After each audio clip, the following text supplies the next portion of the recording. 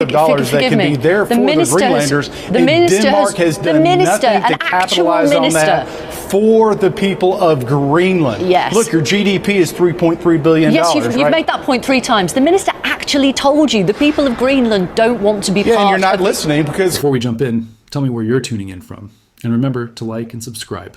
Your support helps the channel grow and keeps these stories coming. Because what you're about to watch is one of those rare live TV moments where a confident talking point doesn't just get challenged, it completely collapses. A MAGA congressman steps into this discussion armed with conspiracy-heavy claims and absolute certainty that he's in friendly territory. He isn't. As the conversation unfolds, those claims leave the comfort of the echo chamber and run straight into reality. Not outrage, not shouting, reality. And when that happens, the reaction in the studio says everything. The panel doesn't argue. They don't grandstand. They laugh. Because the claims being made simply don't survive contact with basic facts. So watch closely. This is what happens when rehearsed narratives are exposed to real scrutiny, and when confidence turns into embarrassment in real time. Let's watch it happen. How are you and fellow Greenlanders feeling tonight? Well, we are bewildered and have been so since New Year's Eve, I would say. This is an entirely new situation where an ally is threatening to annex or even occupy us. Are people preparing for some kind of military invasion in practical terms? Well, people are scared and people are preparing themselves in the ways they can. Like what? But of course, we're not aiming at a military invasion. No, you're hoping that won't happen, of course. But are people stocking up on food, for example? Well, I've been hearing that some of the stores have been running out of some materials and other, but I think right now we're just trying to make sense of the news of the world and figuring out what is it that the states want with us. We need some clarity in these coming days, and we need to deepen the dialogue that we have already started. Congressman, you've just heard the minister. People there are scared and potentially preparing for your democratic country to take their democratic country by military force, a NATO ally, a sovereign country. That's outrageous, isn't it?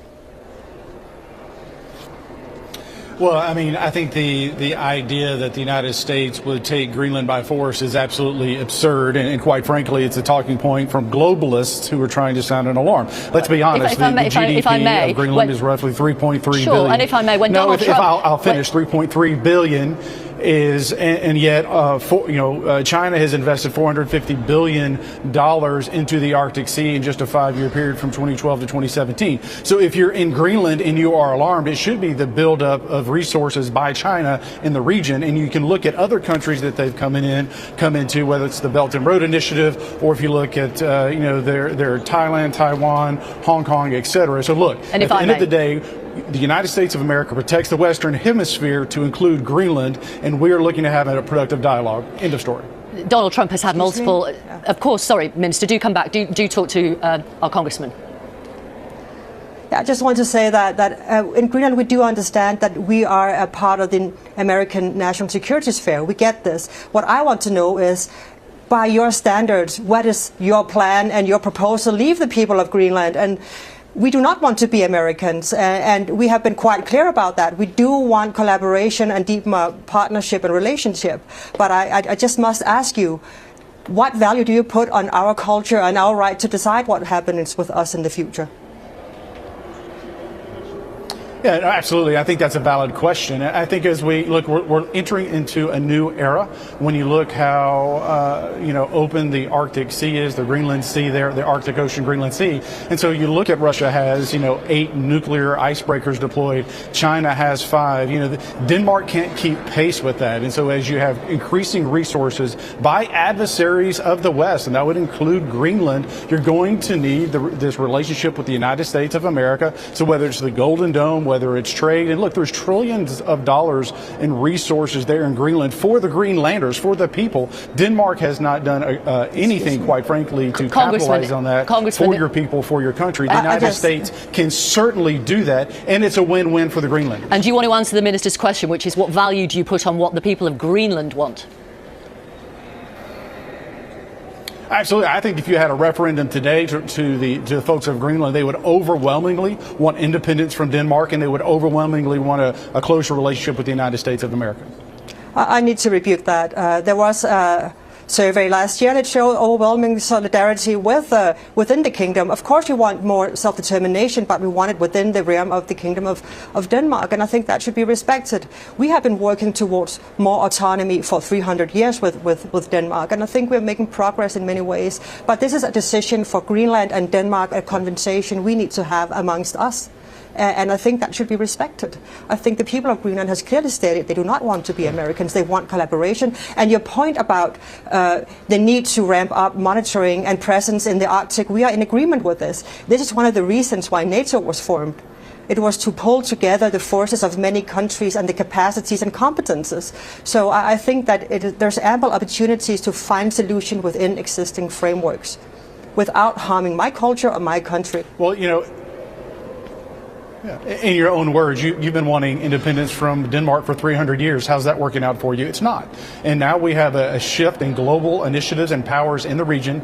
You can't do anything to defend yourself. Denmark cannot do anything to defend you. It's up to the United States of America. End of story. And unless you're capable, which you are not, of doing that, again, let me go back to the data. 3.3 billion is your GDP. China has already invested over $500 billion into the region, and that number is only growing day by day. And we see these continued incursions. And look, if there's going to be an attack on the Western Hemisphere, it's going to be from that sphere. And the United States of America, quite frankly, is going to have to make, and I think this is going to be a mutually beneficial relationship, but it's going to have to become a protectorate of the United States. And quite frankly, I think the people of Alberta would agree with that sentiment, that they would prefer not to be a part of Canada and be a part of the United States, because we are winning day in and day out. And the idea of NATO being able to defend anyone, anywhere, is nonsense without the United States of America. They can't defend their own cities from the current invasion that's taking place from West Africa. They certainly can't do it from Russia or China.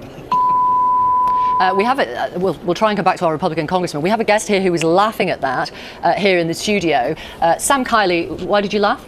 Well, because it's absolutely mad to suggest that European nations are being invaded by West Africa. I mean, it just conjured up the kind of really bizarre images in my own mind, having spent quite a lot of my time in my life in West Africa. But equally, what we're hearing there from the congressman are these mendacious tropes, absolute nonsense of China hasn't invested $500 billion in Greenland. They've spent possibly who knows how much money building out their defensive systems or offensive systems. The Western Hemisphere is under attack right now by Russia, which the United States has withdrawn support from the democratic country that is defending against Russia, Ukraine, leaving that to the Europeans, and weakening NATO at the point at which NATO is most vulnerable, the Western Hemisphere is most vulnerable. That's why I was laughing. Congressman, I wonder what your response is to Republicans who warn that the threat of tariffs that Donald Trump has been making on countries who don't support the USA taking over another sovereign nation is a profound mistake. I'll just read you one quote. I've got others, but this is Senator Tom Tillis. Actively pushing or coercive action to seize territory of an ally is beyond stupid. Well, I can't speak for the senator, but what I can tell you is when you look at the president, he is determined to bring to whom, ma'am? I'm sorry. You can respond to what Tom Tillis has said. It's beyond stupid. Well, I find myself not agreeing with the senator. At the end of the day, you have increased Russian and Chinese incursions into the Arctic Sea. What's Tom Tillis going to do about that? Nothing. But President Trump, being the leader of the free world, is pushing back against these constant incursions by our enemies. Look, when you look at the existential threat to Europe, to the United States of America, it is China and to a lesser extent Russia. And so it's going to have to be a increased, again, quite frankly, relationship. I think the Greenlanders, ultimately, if they were given the opportunity for a referendum, which, quite frankly, the leadership within Greenland doesn't want, Denmark doesn't want to have happen, rather, is they would want to be with the United States of America. Look, there's prosperity on the horizon. Sorry, you have trillions of dollars that can be there for the Greenlanders. And Denmark has done nothing to capitalize on that for the people of Greenland. Yes. Look, your GDP is $3.3 billion. Yes, you've made that point 3 times. The minister actually told you the people of Greenland don't want to be part of... Yeah, and you're not listening because clearly they're not doing anything for the people of Greenland. Sorry. And here you have the President of the United States that's saying, look, we're here. We want to make it great again. Right. You saw the protests of the people in Greenland and Denmark saying we're not for sale. A recent poll of Greenlanders suggested only 6% of Greenlanders want their country to become part of the US. 85% are against that. You've got to listen to those people. You're a democratic country. They're a democratic country. They're allies in NATO. Yeah, and again, I've had the opportunity, the privilege to host individuals, leaders from the community, from Greenland, in my office here in the States. They distinctly, harshly disagree with your sentiment, but that's to be expected. It's not my the globalists sentiment. Do not want to see. Forgive me, it's not my NATO sentiment. being, essentially put in its place. And again, what you're seeing is the United States is leading from a position of strength. Okay. And Denmark and NATO is having trouble reconciling with that because at the end of the day, it's the United States are going to keep Russia and China at bay. Yeah. President Trump appears to be good friends with President Putin. Let me bring in our colleagues here in the studio. Thank you for the moment, Congressman. Nick, I want you to talk through apologies for the technical problems, and Andy Ogles, Republican Congressman, is also still with us. Thank you for your patience too. I wonder if I could ask you, Minister, is Denmark doing enough? Is NATO doing enough to protect Greenland? Well, we've been asking for years that we are perfectly inviting NATO countries and Denmark to ramp up the monitoring of the Arctic. We see a lot of purpose in that, not only for military purposes, but also dual use. So for us, this would be very acceptable, and we think it makes a lot of sense. So I think we can figure something out together, and I still believe in the path of dialogue. What we don't appreciate is the idea of being sold and bought like a commodity. But we do want to engage in the discussions about more national security for the US, which we appreciate and understand. But it sounds and like you've been also asking for mineral resources to be harvested. Ah, well, that's interesting because you are the Minister for Natural Resources. How much do you think that is relevant to the US leader? Well, I think there's more than one narrative at play, and I think there's more than one truth. And I think we all need to find a way in that complexity. I don't think there's a single answer to this question. I think it can have to do with national security, of course, with mineral access, and maybe also with expansionism. Do you accept that, Congressman Ogles? It's to do with US expansionism? Yeah, unfortunately, I think you have to look at the state of play on the global map today, that it's not NATO that's investing in the Arctic Ocean or the Greenland Sea or in the territory that is Greenland, but it's China and Russia. And unfortunately, we cannot sit idly by and allow that to happen. So as far as Greenland goes, NATO is defunct. It has not had a role. The handful of troops that they're sending there, it's symbolic. And I totally understand why Macron or some of the other leaders were going to want to stand up at Davos and come across as strong in their own roles. I get that and understand that. But at the end of the day, when you look at global peace, the world looks to the United States of America. And what I'm telling you, what the president is telling you, is that Greenland is an integral part of our security and global security, and the time for talk is over. We have to move forward. The clock is ticking. We continue to see China. We continue to see Russia advancing and investing in the region when no one else is, and no one but the United States has the capability or the resources to push back and fight this fight. And final word to you, Minister, in response to the Congressman, and also your message to Donald Trump, who will be addressing Davos tomorrow.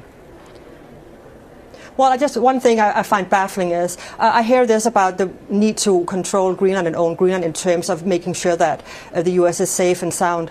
I just don't know how my freedom plays into all of this and how the freedom of my people plays into all of this. I think if you talk about freedom and security, that should extend to us as well, us being an ally, Denmark being an ally. Thank you, both of you, and thank you for your patience as well. There's so much wrong with what we just watched that it's hard to know where to begin.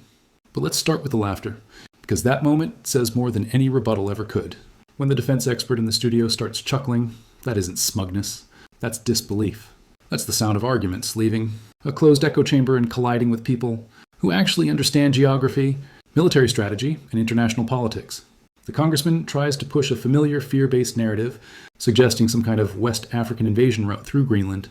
And in a partisan bubble, maybe that line gets applause. But in front of real experts, it doesn't get debated, it gets laughed at. And that's where the tone of the exchange shifts. Because beneath the absurdity, there's something genuinely unsettling. Watch how he responds to the minister's question, a calm, dignified question about culture, identity, and self-determination. She asks what value he places on the people of Greenland and their right to decide their own future. And his answer, stripped of rhetoric, is basically none. It's up to the United States. End of story. It's not a slip. That's the worldview stated plainly. This isn't a framework that believes in allies or mutual respect. It's It's a mindset that sees smaller nations as pieces on a board. History, culture, democratic consent, all of it brushed aside. Because a bigger power wants a strategic line on a map. And then comes the most revealing moment of all. The host reads out a clear figure. 85% of Greenlanders do not want to become part of the United States. In any serious democratic discussion, that should end the debate instantly. But it doesn't. Instead, it's dismissed. With a shrug and an anecdote about meeting a few agreeable people in an office somewhere. That's the pattern laid bare. When polls don't fit the narrative, ignore them.